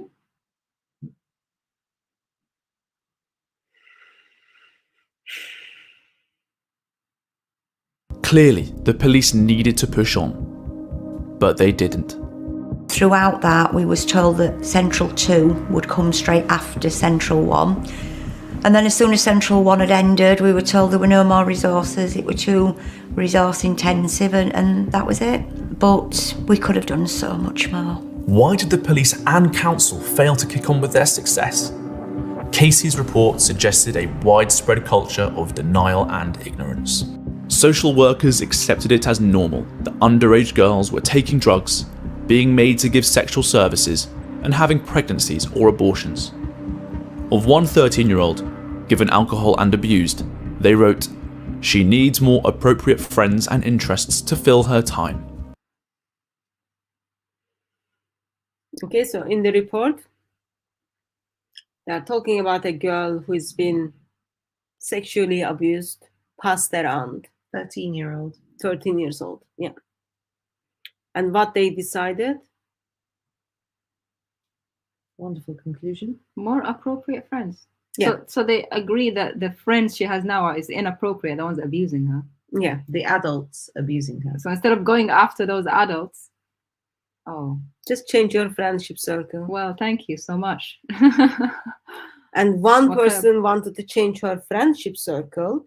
She ended up in police station where she got call from the rapist, which says, "Oh, we've got your sister who is 11 years old child, and then we just broke the leg of your brother. Come home." Yeah, they can't just change their friends. Are these people mad? And then of course you've got to get some like Interests. crochets, learn how to do crocheting, learn how to cook. Oh, wow. So you need to fill your time. They have the freedom to stop being abused and go play basketball or play netball or something. This is our police in the UK, guys. This is our police. So you turn up the people whom they're supposed to help you, take care of you, protect your rights. And then what you hear is, well, those girls need to change their friendship circle. And then fill their time with crochets. The girls' parents eventually had to move overseas to escape the menace of their rape gang tormentors. After the Casey report's release in 2015, more arrests were finally made. Arshid Hussain, the rapist who handed over an abused girl to PC Hassan Ali at a petrol station, was convicted with his 3 brothers and his uncle, as well as 2 white women, who lured girls to their homes and pimped them out to the rapists. On the day that PC Ali was told he was under police investigation, he was run over and killed by a family friend. Not dodgy at all. No. Continue. Family friend killed him to stop him spilling the secrets. So it's worse than the mafia. Mafia don't kill their family. Years after he lets the criminal go, now police is going to finally bother to investigate this Hassan Ali. Did you pick up? Like, name is not like Derek Williams. Name is like Hassan Ali, police officer Hassan Ali. And then miracle happens, someone kills him. By family friends. Yeah, family friends. So you know they're all linked. And did you see the criminal? 3 uncles? Yeah, it's like family ring. It's brothers, uncles. Overseas to escape the menace of their rape gang tormentors. After the Casey report's release in 2015, more arrests were finally made. Arshid Hussain, the rapist who handed over an abused girl to PC Hassan Ali at a petrol station, was convicted with his 3 brothers and his uncle, as well as 2 white women, who lured girls to their homes and pimped them out to the rapists. On the day that PC Ali was told he was under police investigation, he was run over and killed by a family friend. Any investigation into his alleged criminality died with him. The National Crime Agency also launched an ongoing investigation into historic abuse in Rotherham, the largest in their history. So far, they have identified 1,510 victims and hundreds of abusers. Another 20 men have been convicted for their crimes in Rotherham alone. The Casey report singled out Councillor Jahangir Akhtar for his malign influence after he arranged the handover of the raped girl at the petrol station. The Labour Party forced him to resign. Years later, his daughter was given a job at a council-funded charity, giving her access to a database with confidential information on grooming gang victims. There was no suggestion that she did anything wrong, but victims said there was a potential conflict of interest. Okay, let's think about this Mr. Muslim. So Mr. Muslim who arranged the handover. The taxi driver. Yeah. Well, he's a counsellor. Who became a counsellor. He became a counsellor. Yeah, so who was like, Hassan Ali, we are going to give you this girl who we kidnapped and then she's been raped. We will pass this girl to you. Just let that person to go. And then he becomes counsellor. And then after a while, he's been forced. It's not like, okay, he acknowledges I've done something wrong, I should resign. He's been forced to resign. But what is the first thing he does?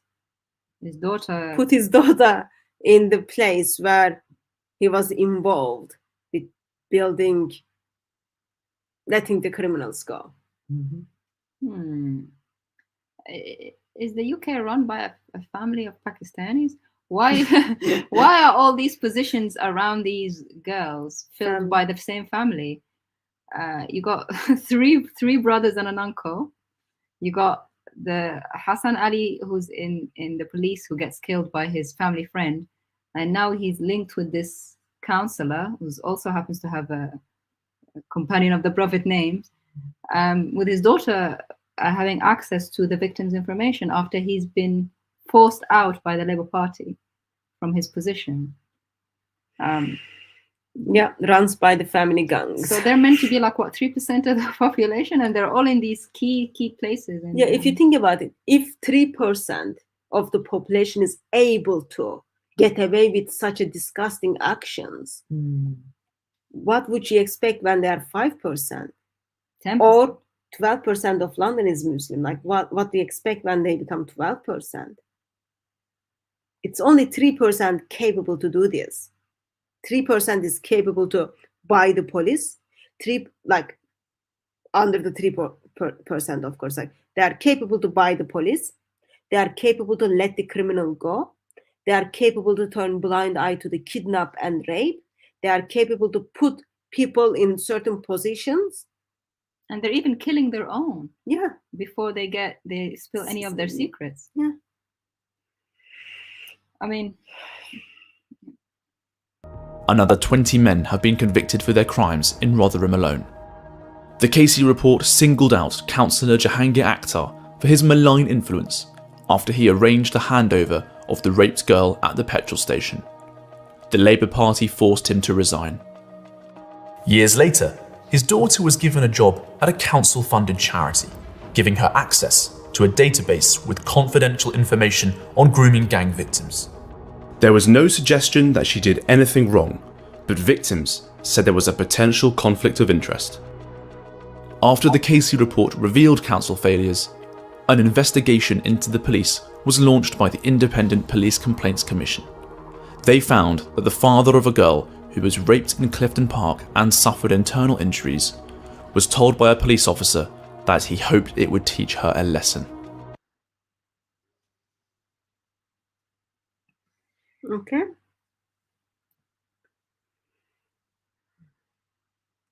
what is that lesson, sister? Let's just listen that again, sister. So let it sink what police is saying to someone. but victims said there was a potential conflict of interest.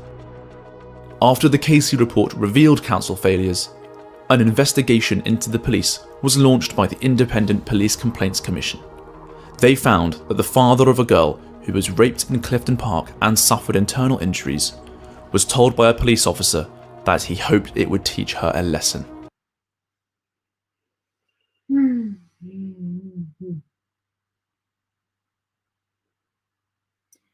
A parent whose child has just been brutally raped and is told by the police officer that we hope now that this teaches your child a lesson. And how this police officer survived to breathe another breath, because if I was that parent... No, you think I'm kidding? I know you are not kidding, sister. I don't care who he is.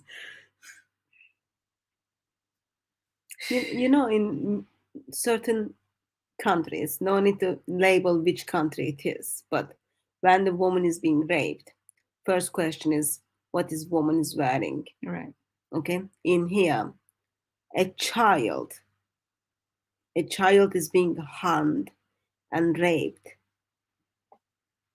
and police turns and then says, this would teach her a lesson. What is the lesson? I don't know what the lesson is. It's a victim blaming, just like it looks like Islam system. They've Islamized the police. I'd love to know, like, what was the? Is this like Hassan Ali's brother? Right? Seriously. It could be. It could be another. Cousin. It could be another Asian man of a certain occupation. Ethnic man of a certain occupation. And the policeman who said this. We don't know. I mean, this is insane. I feel like this is like Hassan Ali's brother or something, or his daughter even. Like, we don't know. Okay, now your child is being harmed, raped, abused, and hospitalized. What is the lesson you are gonna learn? There must be something. She's scared, so she doesn't speak anymore. She's scared, she doesn't go to the park anymore. She can't live her life anymore. Why? Because she learned the lesson. There are gangs who are running this country. But the lesson is for everyone to wear hijab so they're not abused, basically. No, it's not enough. They had to leave the countries. Yeah, some of them left the countries, remember? Their families had to immigrate to different countries to get away from this. Because it wasn't just in one area, as we'll see later on. I am very serious. I wouldn't be surprised if this is the brother of Hassan Ali.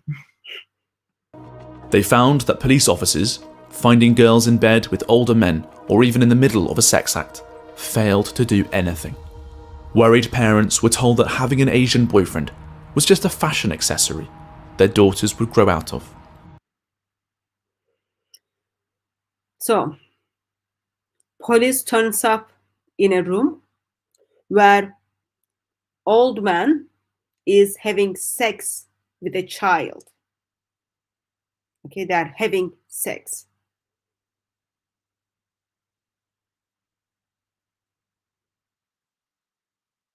And just police leaves that and goes back. There is no like, stop, that's underage child. Actually, no. Police steps in and then say, well, it is not fashion for white girls to have Asian Muslim man as a boyfriend. It doesn't say Muslim man, of course. There is like, these words are like secret these days. It's fashion. Like, it's fashion you wear. What kind of handbags people buy? Louis Vuitton. Huh? Anyway, it is fashion you buy. Prada. Yeah, it's fashion you buy such a handbags. It's fashion you buy new jumper from, I don't know. Next. From Marks and Spencer or something, wherever these like clothing shops are. That's fashion. It can't be fashion when child is having sex with an older man. Yeah, I don't care where they're from, the moon or anything. Even they are like Superman or like whatever they are, like visiting from moon, they're aliens. Doesn't matter. If they're an adult and they're with a child, that's illegal. Full stop. End of story. Well, police doesn't say that's illegal. Police says this is fashion. They will grow out of fashion. But they're not having a boyfriend. They're being locked in a house for 10 weeks. Yeah. Kidnapped and locked up somewhere. And being drugged, and then people are climbing top of them. But apparently police says, like, this is like officers are saying, the one like whom's supposed to look after us, whom's supposed to protect the law. Well, it is fashion. I'll just go and get my new white girl from the school. It's a fashion. It's funny that the police here say Asian because they see a pattern. They've seen that they're all older and they're all Asian.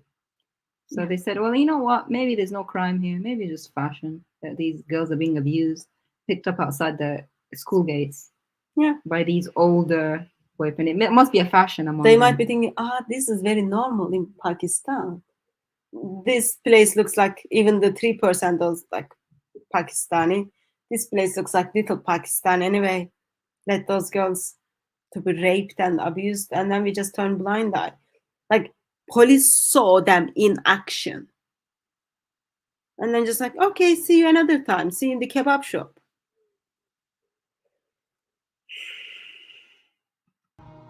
There were 265 allegations of misconduct, with 91 investigations involving 47 officers. Of those, only 5 suffered any penalties. Nobody was fired. Did you hear those numbers? 47.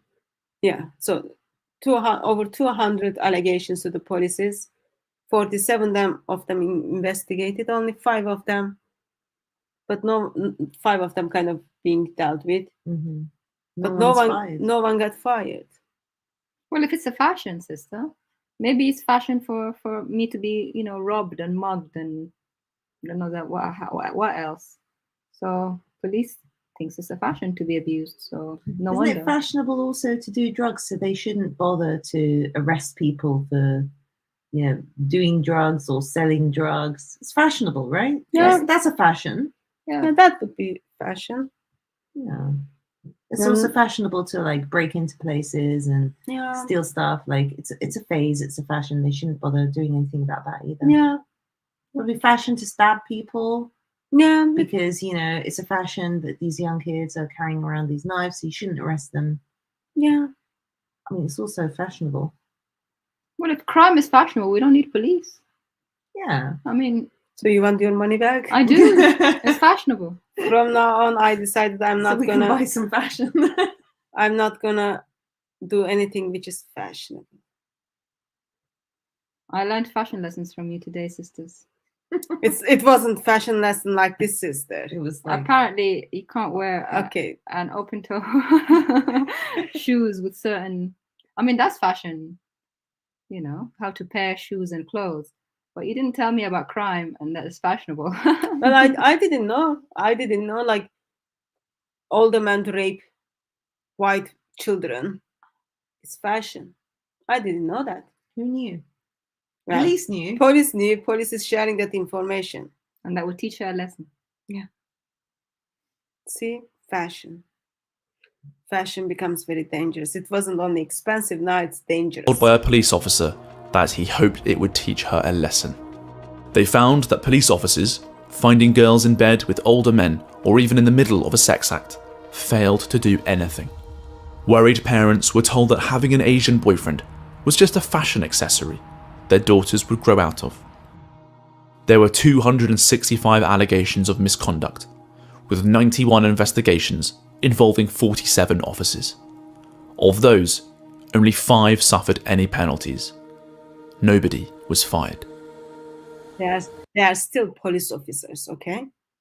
Yeah. I wonder what the penalty is. I'm not saying anything. But when you go to the police station, just think.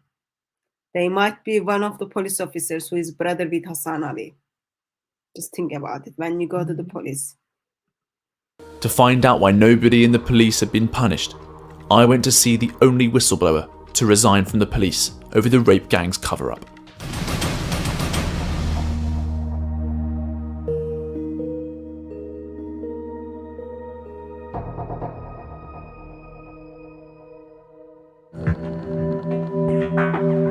My name is Charlie Peters. I'm a journalist and documentary filmmaker with GB News, and I'm investigating the national grooming gang scandal. We've seen what happened in Rotherham, where over 1,500 girls were sexually exploited. I want to know why the police looked the other way, despite years of evidence. I couldn't get any answers. All I was told was that there was insufficient evidence to prosecute. I was raped over 1,000 times and I don't even know how many men assaulted me. It's impossible to recall. It was just so constant.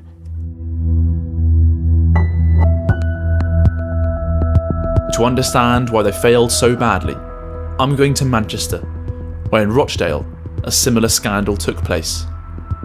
I'm meeting with the only whistleblower to resign from the police over the grooming gang's cover-up.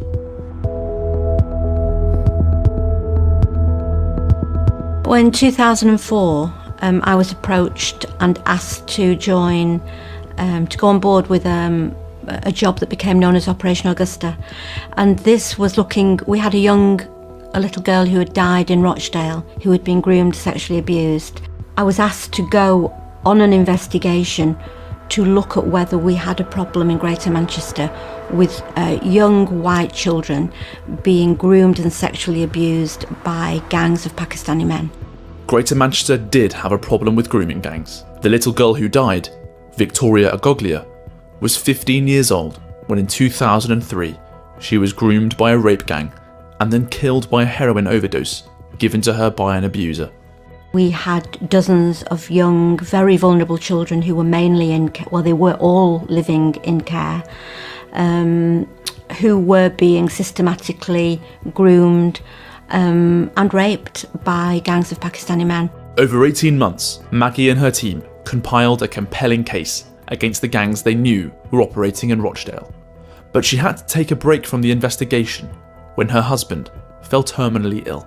And at that point, we had 100 paedophiles on a database that we knew were raping children. We had about 3 dozen children that we had identified as being abused. Okay, so we've got police officer who was police officer before, steps in and then puts the name of 200 Pakistani men who are simply following the example of Islam, attacking those white girls, putting them into the prostitution, and then she's got the number of the victims. It seems now like things should be sorted. Mm-hmm. Yeah. Okay, so now we've got Evidence hope. has been gathered. It's Yeah. all ready to go. So evidence is there. Okay, evidence is there. So that job was a full singing and dancing major investigation. You know, my job was done and I went off work content and happy to know that those men were going to be prosecuted. But when Maggie returned from compassionate leave after the death of her husband, she found that Operation Augusta had been closed down. None of the abusers were convicted. I couldn't get any answers. All I was told was that there was insufficient evidence to prosecute. And I knew, because I had been working on that job from day one, I knew we had the evidence. The last information placed on the police database for the operation was on the 6th of July 2005, one day before the 7/7 terror attacks in London. There was a gold level meeting within GMP, and that means the most senior officers in GMP, that they had a meeting and that the decision was made at that meeting that they were not prepared to put resources into that investigation. So officer spends minimum 18 months, puts the list together of these Pakistani Muslim men who are hunting down, raping and putting these white British girls into the prostitution. Everything is gathered together. She goes to watch her husband dies and then she comes back to work and then she hears that we couldn't do anything because there was no evidence. And then just after, and then 7/7 happens. Another Muslim, Mr. Muslim, decides to take the life of people in London. And then meeting takes place, and then they decide, well, we don't have resources to deal with those people who are raping and putting the girls into the prostitution. Yeah, she knows full well there is enough evidence. She's the one who compiled the evidence. She knew. So this 7/7 thing, they knew that Muslims have just been on the news because they did the 7/7 bombing. They didn't want to increase the public outrage against the crime of another Muslim. Now, this is Rochdale, which is another town, different from Rotherham. And they're still Pakistani men, sister. So there's a pattern here of what all these men believe, how they live, and the result is the same crime. So I just want to put that out there, that this is a different town now. Yes, so now they're in like Greater Manchester. Yes, and you got this gold meeting, which means all the top people are saying, oh, this is not a good time for the protected group. They've just been caught bombing, you know, the 7/7 bombing. If we release this now, we're trying to prosecute now, oh, the protected group will look even worse. Let's try and contain this and stop this going forward. So we are quite okay for people to bomb and die. We are quite okay for children to be used for the sexual be used for the sexual pleasure of men. Right. But we have to keep silent. Why? Because we don't want protected group to feel unprotected. We've got to protect the protected group. Yeah. Sister M, any thoughts, any feelings? None that I can say on the live stream. Okay. And happy to know that those men were going to be prosecuted. But when Maggie returned from compassionate leave after the death of her husband, she found that Operation Augusta had been closed down. None of the abusers were convicted. I couldn't get any answers. All I was told was that there was insufficient evidence to prosecute. And I knew, because I had been working on that job from day one, I knew we had the evidence. The last information placed on the police database for the operation was on the 6th of July 2005, one day before the 7/7 terror attacks in London. There was a gold level meeting within GMP, and that means the most senior officers in GMP, that they had a meeting and that the decision was made at that meeting that they were not prepared to put resources into that investigation. Was it shut down because revealing the grooming gangs just after an Islamist attack was considered too incendiary? We'll never know, because those minutes were conveniently lost. Years later, Maggie was brought back in for a new operation to tackle the gangs.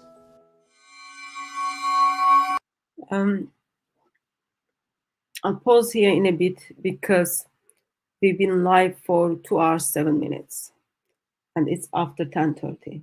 Mm-hmm. And we only did 25 minutes of the video.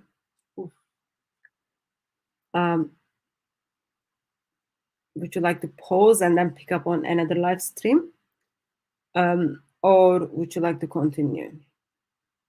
We can pause and pick it up, sister, if that's okay with you. Yeah, we pause and pick up from the police part. I'll put the link in the description for you to go and then watch whole video and then get so angry. And then we will take you again some point next week and then watch all rest of it where we left. Sister M, how do you feel just listening again? I know it was painful earlier when we listened and you had to re-listen. How does it make you feel like with this over 25 minutes we listened? What are your take-ons and what do you think went wrong? Why it went wrong? Well, let's start with the feelings part. Bring it on, sister. It's really making my blood boil. There's no other way to describe this. The anger and just absolutely mind blown at how they have let these children down, allow these children to be abused, and sometimes even in front of their very faces, like it happened, and they just let it happen. These are children and no one protected them. That's disgusting. It's abhorrent. It's a real abomination. Like, this is an abomination. It really is. All of it is an abomination. And to wait, the Islamists have just done 7/7. So, we don't want to mention Islam again because this group seems to be very, very Mormon sounding with their names. It's maddening. It's absolutely maddening. Why they would do that, I don't know. I think they actually want people to be like to have racial hatred towards each other, because frankly, if they had dealt with these people in the first place, there'd be no reason to be like, oh, well, you can't say anything about that group and this group, and then other groups on the opposite side getting even more angry that you can't say certain things about this group or that group. Do you understand what I'm saying? Yeah. If they deal with these criminals, because they are criminals and they're going against the law, if they deal with these criminals at the time that they've done their crime, I don't care where you're from, Mars or the moon or Jupiter, I really don't care. If you're a criminal, you're going to get prosecuted and sent to prison for a decent amount of time, not like these silly half sentences and this kind of rubbish. Probably most of these idiots, these evil, can't use the words, are probably already out of prison, right? Some of them. Yeah, some of them are already out. So clearly they've not served their time. They've not been deported. I've not heard of any that been deported. Any? No, they couldn't. Apparently, we paid actually lots of money. I've got how much money we paid for them to do their legal, for them to have legal fight to stay in this country. In one of the occasion, so we are talking about approximately £500,000 for one individual, for example. There was even one story that this gentleman could not be deported because his son needed him to be the role model. Then take the son too. Get out, all of you out. Because seriously, how do I know that son wasn't even involved in it? Since this wasn't a family affair for a lot of them. A role model. Yeah, remember we did that we looked at some of those numbers. The amount of money we paid for those people to fight their case is quite a lot. So you're not that happy? Not very happy, no. No good. No good. You need to take that equality course.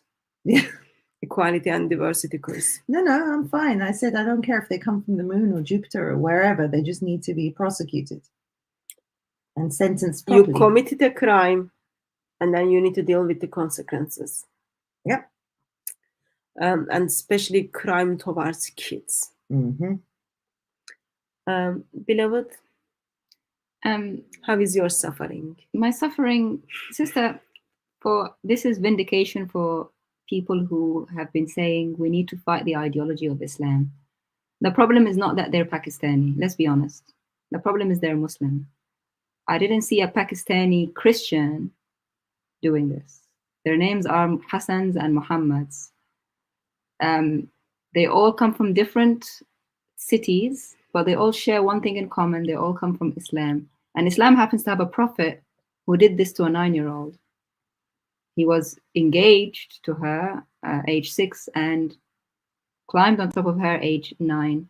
And he said, either you cover up or you are abused, in Surah 33, verse 59. He said, prostitution, Allah will forgive you, in Surah 24, verse 33.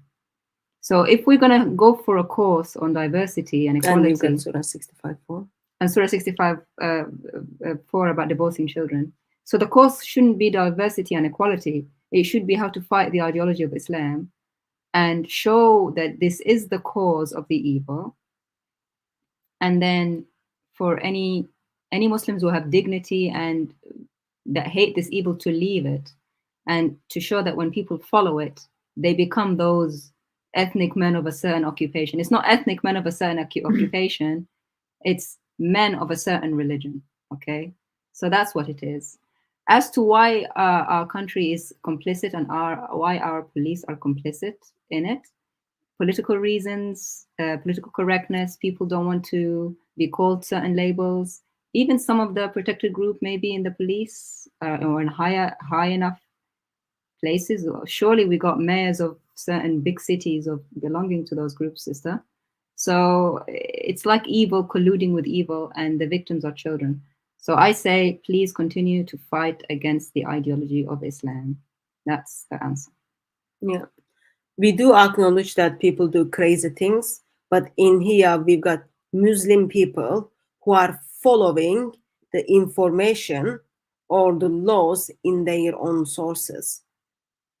And if in a city where there are only 3% is able to get away with raping over 1,400 kids, imagine when they are 12%. Ideology of Islam destroys humanity. Ideology of Islam puts children in very, very dangerous place.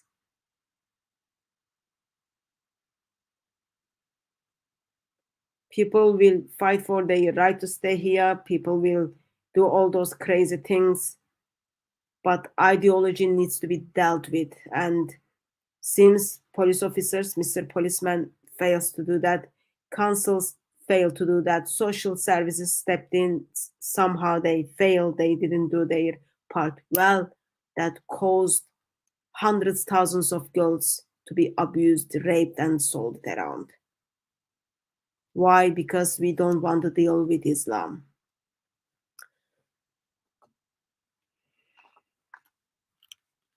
And next time when we watch the video, you will pick up this is not something which happened in the past.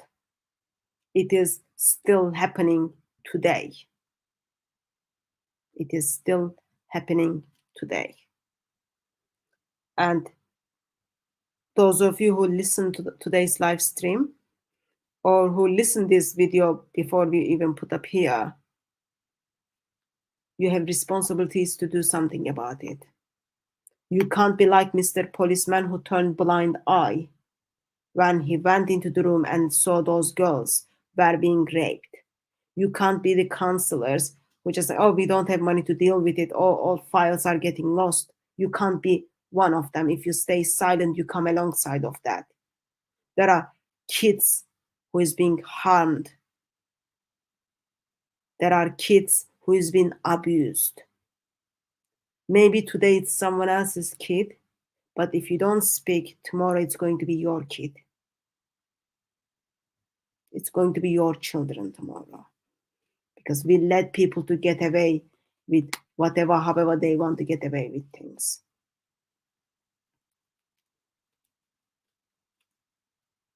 Jesus's reaction with kids, how he deals, how he engaged with children, how he tells his disciples of for kids versus how the followers of Islam deals with kids. So different. Just another reason, don't hang out with Islam. That puts the life of innocent kids in danger.